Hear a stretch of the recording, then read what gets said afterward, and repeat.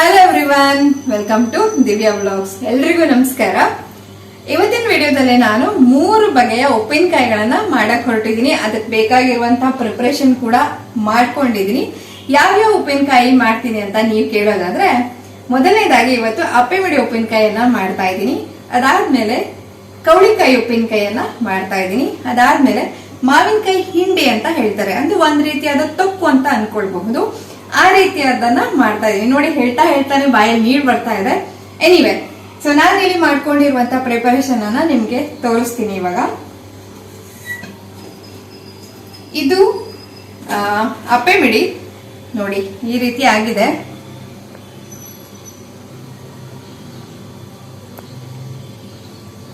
So ನಿಮ್ಮಲ್ಲಿ ಕೆಲವರು ನನ್ನ ವಿಡಿಯೋಸ್ ಅನ್ನ ನೋಡೋರ್ಗೆ ಗೊತ್ತಿರತ್ತೆ, ನಾನು ನನ್ನ ಅಮ್ಮನ ಮನೆಗೆ ಹೋಗೋಕ್ಕಿಂತ ಮುಂಚೆ ಒಂದಷ್ಟು ಅಪ್ಪೆಮಿಡಿಗಳನ್ನ ಖರೀದಿ ಮಾಡಿಬಿಟ್ಟು ಅದನ್ನ ಉಪ್ಪಲ್ಲಿ ಹಾಕಿ ಇಟ್ಟು ಹೋಗಿದ್ದೆ. ಸೊ ಇವಾಗ ಉಪ್ಪೆಲ್ಲ ಕರಗ್ಬಿಟ್ಟು ನೋಡಿ ಈ ರೀತಿ ಆಗಿದೆ. ಎಲ್ಲ ಅಪ್ಪೆಮಿಡಿಗಳು ಕೂಡ ಶ್ರಿಂಕ್ ಆಗಿದೆ. ಸೊ ಇದರಲ್ಲಿ ಕೆಲವೊಂದು ಚೆನ್ನಾಗಿ ಫ್ರೆಶ್ ಆಗಿರುವಂತದ್ದಿದೆ, ಹಾಗೆ ಕೆಲವೊಂದು ಸ್ವಲ್ಪ ಬಣ್ಣ ಫೇಡ್ ಆಗಿದೆ. ಸೊ ಅದನ್ನೆಲ್ಲ ನಾನು ಫಿಲ್ಟರ್ ಔಟ್ ಮಾಡಿಕೊಂಡು ನಂತರ ಇವತ್ತು ಉಪ್ಪಿನಕಾಯಿಯನ್ನ ಮಾಡ್ತೀನಿ. ಸೊ ಇದು ಕವಳಿಕಾಯಿಗಳು. ಇದು ಕೂಡ ಅಷ್ಟೇ, ರೀಸೆಂಟ್ ಆಗಿ ಊರಿಗೆ ಹೋಗಿದ್ನಲ್ಲ, ಅವಾಗ ಒಂದಷ್ಟು ಕವಳಿ ಹಣ್ಣನ್ನ ಕೊಯ್ದಿದ್ವಿ, ಕವಳಿ ಮಟ್ಟಿಗೆ ಓಡಾಡಿದ್ವು, ಅದೆಲ್ಲ ವ್ಲಾಗ್ ಅನ್ನ ನಾನು ಹಾಕಿದ್ದೀನಲ್ವಾ. ಯಾರೆಲ್ಲ ನೋಡಿಲ್ಲ ಖಂಡಿತವಾಗಿ ಅದನ್ನು ಕೂಡ ಚೆಕ್ ಮಾಡಿ, ಡಿಸ್ಕ್ರಿಪ್ಷನ್ ಅಥವಾ ಐ ಕಾರ್ಡ್ ಅಲ್ಲಿ ಲಿಂಕ್ ಅನ್ನ ಕೊಟ್ಟಿರ್ತೀನಿ. ಸೊ ಒಂದಿಷ್ಟು ಕವಳಿಕಾಯಿಗಳನ್ನ ಕೊಯ್ಕೊಂಡು ಬಂದಿದ್ವಿ, ಹಾಗೆ ಕವಳಿ ಹಣ್ಣನ್ನು ಅಲ್ಲೇ ತಿಂದಿದ್ವಿ, ತುಂಬಾ ಚೆನ್ನಾಗಿತ್ತು. ಸೊ ಈಗ ಇದನ್ನ ಉಪ್ಪಲ್ಲಿ ಹಾಕಿಟ್ಕೊಂಡು 2-3 ದಿವಸ ಕಳೆದಿದೆ, 4 ದಿನ ಕಳೆದಿದೆ. ಸೊ ಇದು ಕೂಡ ಚೆನ್ನಾಗಿ ಉಪ್ಪನ್ನ ಹೀರ್ಕೊಂಡು ಚೆನ್ನಾಗಿದೆ. ಸೊ ನೆಕ್ಸ್ಟ್ ಇದಕ್ಕೆ ಮಸಾಲೆಯನ್ನ ಹಾಕಬೇಕು.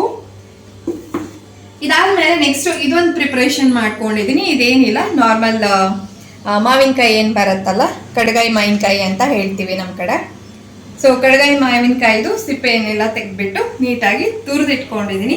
ಹಾಗೆ ಅದಕ್ಕೆ ಒಂದಷ್ಟು ಉಪ್ಪನ್ನ ಹಾಕ್ಬಿಟ್ಟು ಕಲಸಿ ಇಟ್ಕೊಂಡಿದೀನಿ. ಇದನ್ನ ಕಲಸ್ಬಿಟ್ಟು 1 ಅವರ್ ಆಯ್ತು.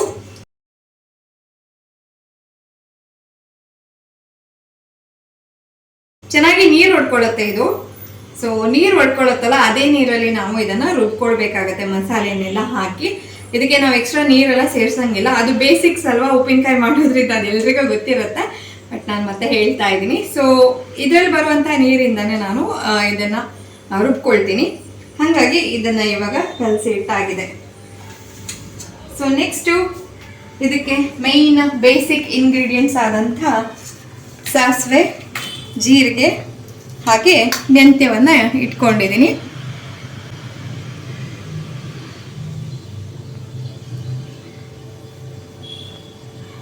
ಈಗ ಇದನ್ನ ಪ್ರಮಾಣ ಕರೆಕ್ಟ್ ಆಗಿ ಹೇಳ್ಬೇಕಂದ್ರೆ 1 ಕಣ್ಣಾಳ್ತೆಯಲ್ಲಿ ತಗೊಂಡಿದ್ದೀನಿ ಅಷ್ಟೇ. ಇಂತಿಷ್ಟು ಅಂತಿಷ್ಟು ಅಂತ ಏನ್ ಹೇಳಕ್ಕೆ ಸಾಧ್ಯ ಇಲ್ಲ. ಆಲ್ಮೋಸ್ಟ್ ಒಂದು ಚಿಕ್ಕ ಕಪ್ ಆಗುವಲ್ಲಿ 1 ಕಪ್ ಆಗುವಷ್ಟು ಅಂತ ಅನ್ಕೊಳ್ಬಹುದು. ಸಾಸಿವೆ ಮತ್ತೆ ಜೀರಿಗೆ, ಮೆಂತ್ಯ ಅದಕ್ಕಿಂತ ಸ್ವಲ್ಪ ಕಡಿಮೆ, 1/2 ಅದಕ್ಕಿಂತ ಜೀರಿಗೆ ಮತ್ತೆ ಸಾಸಿವೆನ ಏನ್ ತಗೊಳ್ತೀವಿ ಅದ್ರ ಅರ್ಧದಷ್ಟು ನಾನು ಮೆಂತ್ಯವನ್ನ ತಗೊಂಡಿದ್ದೀನಿ. ಈಗ ಇದೆಲ್ಲವನ್ನು ನಾವು ಘಮ್ ಅಂತ ಪರಿಮಳ ಬರೋ ತನಕ ಹುರ್ಕೊಳ್ಬೇಕಾಗತ್ತೆ. ಬನ್ನಿ, ನಾನು ಇವಾಗ ಹುರಿಯೋಕೆ ಸ್ಟಾರ್ಟ್ ಮಾಡ್ತೀನಿ.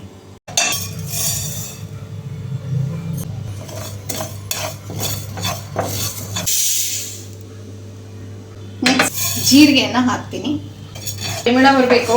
ಈ ಮಸಾಲೆ ಐಟಮ್ಸ್ ನೆಲ್ಲ ಹುರಿಬೇಕಾದ್ರೆ ಇಡೀ ಮನೆ ಒಂಥರ ಘಮ ಬರ್ತಾ ಇರುತ್ತೆ.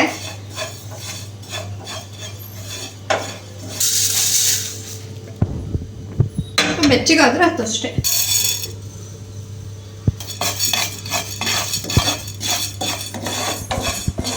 ಮೆಂತ್ಯವನ್ನ ನಾವು ಸ್ವಲ್ಪ ಕಡಿಮೆ ಹಾಕೊಳ್ಳೋದೇ ಒಳ್ಳೇದು, ಯಾಕಂದ್ರೆ ಅತಿ ಆಗ್ಬಿಟ್ರೆ ಇದೊಂದು ಸ್ವಲ್ಪ ಕಹಿ ಬರುತ್ತಲ್ವಾ. ಸೊ ಆ ಟೇಸ್ಟ್ ಎಲ್ರಿಗೂ ಇಷ್ಟ ಆಗಲ್ಲ, ಕೆಲವ್ರಿಗೆ ಮೆಂತೆ ಇಷ್ಟ ಆಗತ್ತೆ, ಬಟ್ ಡಾಮಿನೇಟ್ ಮಾಡಿದ್ರು ಕೂಡ ಅಷ್ಟು ಚೆನ್ನಾಗಿರಲ್ಲ.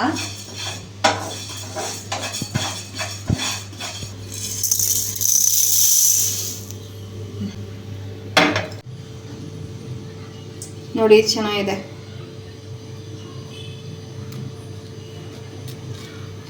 ಚೆನ್ನಾಗಿದೆ. ಸ್ವಲ್ಪ ನಾರ್ ಅಂತ ಅನ್ಸತ್ತೆ ನೋಡಿದ್ರೆ, ಕ್ರಂಚಿ ಆಗೇನಿಲ್ಲ. ನೋಡಿ, ಕೆಲವೊಂದೆಲ್ಲ ಈ ಕಲರ್ ಬಂದ್ಬಿಟ್ಟಿದೆ. ಜೀರಿಗೆ, ಸಾಸಿವೆ, ಮೆಂತೆ 3 ತಣ್ಣದಿದಾಯ್ತು. ಇವಾಗ ಒಂದು ಒಣಗಿರುವಂತ ಮಿಕ್ಸರ್ ಜಾರ್ ಹಾಕ್ಬೇಕು, ನೀರಿರಬಾರ್ದು. ಸೊ ಅದಕ್ಕೆ ಇದನ್ನೆಲ್ಲ ಟ್ರಾನ್ಸ್ಫರ್ ಮಾಡಿಕೊಂಡು ಒಟ್ಟಿಗೆ ನಾನು ಪೌಡರ್ ಅನ್ನ ಮಾಡ್ಕೊಳ್ತಾ ಇದ್ದೀನಿ. ಹಂಗೆ ಸಾಸಿವೆ. ಸೊ ಈ ಮೂರನ್ನ ಫಸ್ಟಿಗೆ ಪೌಡರ್ ಮಾಡ್ಕೊಳ್ಳೋಣ.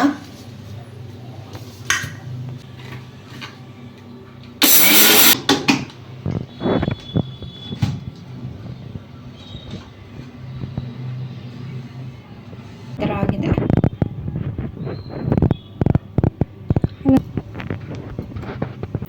ಈಗ ನಾನು ಮಸಾಲೆಯನ್ನ ರುಬ್ಬಿಟ್ಕೊಂಡಿದ್ದಾಯ್ತು.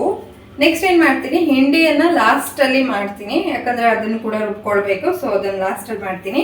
ಸೊ ಈ ಒಂದು ಮಸಾಲೆನೆ ಈ 3 ಐಟಮ್ಸ್ಗೂ ಬರೋದ್ರಿಂದ ಈಗ ಇದನ್ನ ಡಿವೈಡ್ ಮಾಡಕ್ಕೆ ಶುರು ಮಾಡ್ತೀನಿ. ಸೊ ಆಕ್ಚುಲಿ ನಮ್ಮ ಹಿಂಡಿಗೆ ಸ್ವಲ್ಪ ಜಾಸ್ತಿ ಮಸಾಲೆ ಬೇಕು, ಯಾಕಂದ್ರೆ ಜಾಸ್ತಿ ಮಾವಿನಕಾಯಿ ಇದೆ, ಹಾಗೆ ಅದು ಹೀರ್ಕೊಳ್ಳುತ್ತೆ, ಅದಕ್ಕೋಸ್ಕರ. ಸೊ ಈಗ ನಾನು ಕವಳಿಕಾಯಿ ಇದಕ್ಕೆ ಹಾಕ್ತಾ ಇದ್ದೀನಿ ನೋಡಿ. ಸೊ ಇದೊಂದು ಇಷ್ಟು ಓಕೆ. ಇವಾಗ ಸೊ ಈಗ ಅಪ್ಪೆ ಮಿಡಿಗೆ ಒಂದು 2-3 ಸ್ಪೂನ್ ಹಾಕ್ತೀನಿ. ಇದಕ್ಕೇನು ಉಪ್ಪಿನ ಅವಶ್ಯಕತೆ ಇಲ್ಲ, ಈಗಾಗಲೇ ಸಾಕಷ್ಟು ಉಪ್ಪು ಇರೋದ್ರಿಂದ. ಈಗ ಮಸಾಲೆ ಹಾಕಿದ್ದಾಯ್ತು. ನೆಕ್ಸ್ಟ್ ನಾನು ಖಾರ ಪುಡಿಯನ್ನು ಹಾಕ್ತಾ ಇದ್ದೀನಿ.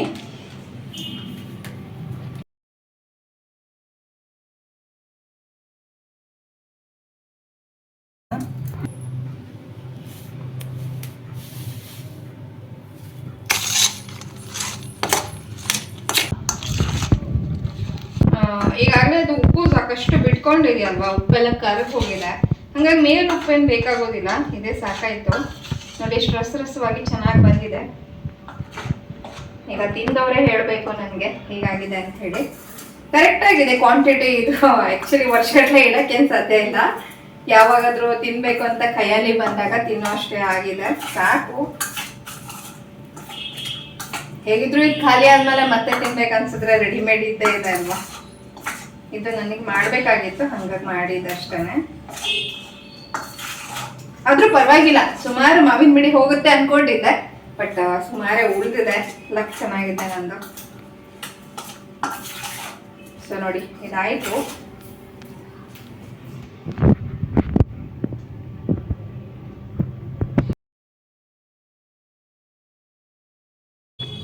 ಮಿಕ್ಸಿಂಗ್ ಆಯ್ತು. ಇದು ಇವಾಗ ಇಮಿಡಿಯೇಟ್ ತಿನ್ಬಹುದು, ತಿನ್ನಕ್ಕಾಗಲ್ಲ ಅಂತಿಲ್ಲ, ಬಟ್ ಒಂದು 10-12 ದಿವಸ ಅದು ಇದೇ ರೀತಿ ಮಸಾಲೆಯಲ್ಲಿ ನೆಂದ್ರೆ ಅವಾಗ ಅಂದ್ರೆ ಪ್ರಾಪರ್ ಆಗಿ ರೆಡಿ ಆಗುತ್ತೆ. ಇದು ಅಪ್ಪೆ ಮಿಡಿ ಉಪ್ಪಿನಕಾಯಿ ಅಂತ ಹೇಳಕ್ಕೆ ರೆಡಿ ಇರುತ್ತೆ ಆ ಥರ. ಸೊ ಮೊಸರನ್ನಕ್ಕೆ ಹಾಕೊಂಡು ಸೂಪರ್ ಆಗಿ ತಿಂತಾ ಇರಬಹುದು. ಸೊ ಇದನ್ನ ಇವಾಗ ಒಂದು ಏರ್ಟೈಟ್ ಕಂಟೈನರ್ ಅಲ್ಲಿ ಹಾಕಿಟ್ಟು ಒಂದು 10 ದಿನ ಆದ್ಮೇಲೆ ನೆಕ್ಸ್ಟ್ ನಾನು ಬ್ಲಾಗ್ಸ್ ಎಲ್ಲ ಪೋಸ್ಟ್ ಮಾಡ್ತಾ ಇರ್ತೀನಲ್ಲ, ಅವಾಗ ತೋರಿಸ್ತೀನಿ ಹೇಗಾಗಿದೆ ಅಂತ ಹೇಳಿ. ಸೊ ಅಪ್ಪೆ ಮಿಡಿ ಮಾವಿನಕಾಯಿ ರೆಡಿ ಇದೆ. ಈಗ ಅಪ್ಪೆ ಮಿಡಿ ಅಂತೂ ಮಾಡಿದಾಯ್ತು. ಇವಾಗ ಕವಳಿಕಾಯನ್ನ ಮಾತಾಡ್ಸೋಣ ಬನ್ನಿ. ಕವಳಿಕಾಯನ್ನ ಮಿಕ್ಸ್ ಮಾಡಬೇಕು. ನೋಡಕ್ಕೆ ದೂರದಿಂದ ನೆಲ್ಲಿಕಾಯಿ ತರ ಕಾಣಿಸ್ತಾ ಇದೆ, ಒಂಚೂರು ವಾಟರಿ ಇಲ್ಲ ಇದು. ಸೊ ಇವಾಗ ನೋಡಿ, ಕವಳಿಕಾಯಿ ಉಪ್ಪಿನಕಾಯಿ ಕೂಡ ರೆಡಿ ಇದೆ.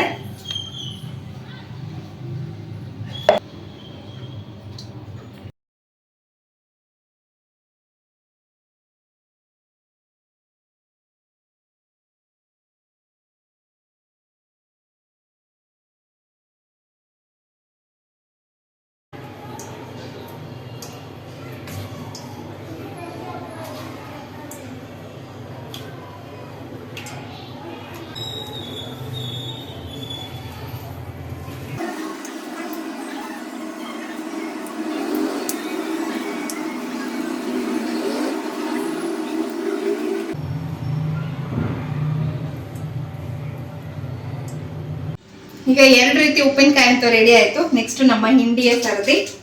ಸೊ ಇದು ನೋಡಿ, ಸಾಕಷ್ಟು ನೀರು ಬಿಟ್ಕೊಂಡಿದೆ. ಈ ತರ ನೀರು ಬಿಟ್ಕೊಳ್ಳೋದ್ರಿಂದ ನಮಗೆ ರುಬ್ಬಬೇಕಾದ್ರೆ ತುಂಬಾನೇ ಅನುಕೂಲ. ಬರ್ತಾ ಇಲ್ಲ ಈಗ ಸದ್ಯಕ್ಕೆ ನಾನು ಇದಕ್ಕೆ ಉಪ್ಪು ಹಾಕೊಳ್ತಾ ಇಲ್ಲ, ಯಾಕಂದ್ರೆ ಕಲಿಸ್ಬೇಕಾದ್ರೆ ಸಾಕಷ್ಟು ಉಪ್ಪು ಇತ್ತಲ್ವಾ. ನೋಡ್ಕೊಳ್ತೀನಿ, ಫೈನಲ್ ಆಗಿ ಟೇಸ್ಟ್ ಅಲ್ಲಿ ಏನಾದ್ರು ಇನ್ನೂ ಬೇಕು ಅಂತ ಅನ್ಸಿದ್ರೆ ಮಾತ್ರ ಹಾಕ್ತೀನಿ, ಇಲ್ಲದಿದ್ರೆ ಹಾಗೆ. ಇವಾಗ ಇದನ್ನ ಇದಾದ್ಮೇಲೆ ಈಗ ಇದಕ್ಕೆ ಮಸಾಲೆಗಳನ್ನ ಹಾಕೊಳ್ತಾ ಇದ್ದೀನಿ.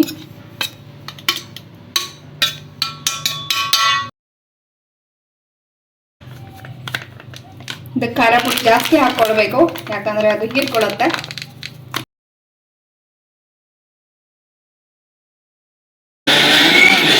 ಮಾಡ್ತಾ ಮಾಡ್ತಾ ರುಬ್ಬಬೇಕಾಗತ್ತೆ. ನೀರ್ ಹಾಕ್ತಿಲ್ವಲ್ಲ, ಅದಕ್ಕಾಗಿ ಕಲಿಸ್ತಾ ರುಬ್ಬಬೇಕು. ತುಂಬಾ ಗಟ್ಟಿ ಆಯ್ತು ಅನ್ಸಿದ್ರೆ ಒಂದ್ ಸ್ವಲ್ಪ ಎಣ್ಣೆ ಹಾಕೊಳ್ಬಹುದು. ನೋಡಿ, ಈ ರೀತಿಯಾಗಿ ತರ್ತರಿಯಾಗಿ ರುಬ್ಬಿದೀನಿ. ಬಟ್ ಒಂದ್ ಸ್ವಲ್ಪ ಟೇಸ್ಟ್ ನೋಡಿದಾಗ ನನಗೆ ಉಪ್ಪು ಕಡಿಮೆ ಅಂತ ಅನಿಸ್ತು.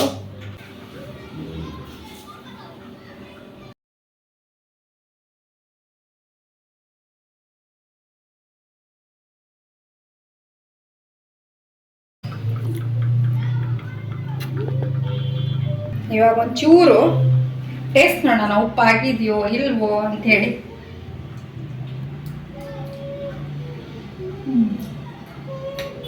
ಉಪ್ಪೆಲ್ಲ ಚೆನ್ನಾಗಾಗಿದೆ.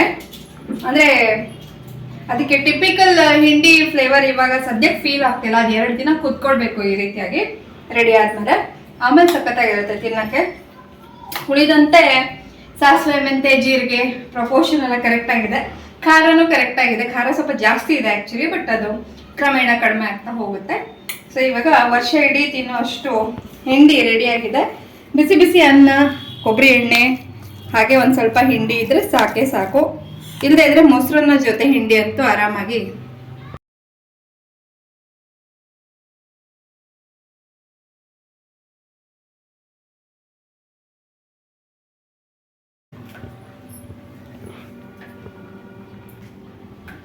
ಸೊ ಈಗ ನಾನು 3 ಬಗೆಯ ಉಪ್ಪಿನಕಾಯಿಯನ್ನ ಮಾಡಿದ್ದಾಯ್ತು. ಸೊ ಇವತ್ತಿನ ವಿಡಿಯೋವನ್ನ ಮುಗಿಸುವಂತ ಸಮಯ ಕೂಡ ಬಂತು. ಈಗ ಇದನ್ನೆಲ್ಲ ಏರ್ಟೈಟ್ ಡಬ್ಬಿಯಲ್ಲಿ ಹಾಕಿಟ್ಕೊಂಡ್ರೆ ನಮಗೆ ಒಂದಷ್ಟು ಕಾಲ ಉಪ್ಪಿನಕಾಯಿಗೆ ತೊಂದರೆ ಇಲ್ಲ. ಸೊ ಇವತ್ತಿನ ವಿಡಿಯೋ ನಿಮ್ಗೆಲ್ರಿಗೂ ಹೇಗೆ ಅನಿಸ್ತು, ಇಷ್ಟ ಆಯಿತು ಅಂತ ನಾನು ಭಾವಿಸ್ತಾ ಇದ್ದೀನಿ. ಇಷ್ಟ ಆಗಿದ್ದಲ್ಲಿ ಪ್ಲೀಸ್ ಒಂದು ಲೈಕ್ ಕೊಡಿ. ಹಾಗೆ ನಮ್ಮ ಚಾನಲ್ ನಿಮಗೆ ಇಷ್ಟ ಆಗ್ತಿದ್ರೆ ದಯವಿಟ್ಟು ಸಬ್ಸ್ಕ್ರೈಬ್ ಮಾಡ್ಕೊಳ್ಳಿ, ಸಪೋರ್ಟ್ ಮಾಡಿ ಅಂತ ಕೇಳ್ತಾ ಇವತ್ತಿನ ವಿಡಿಯೋವನ್ನ ಮುಗಿಸ್ತಾ ಇದ್ದೀನಿ. Thank you all.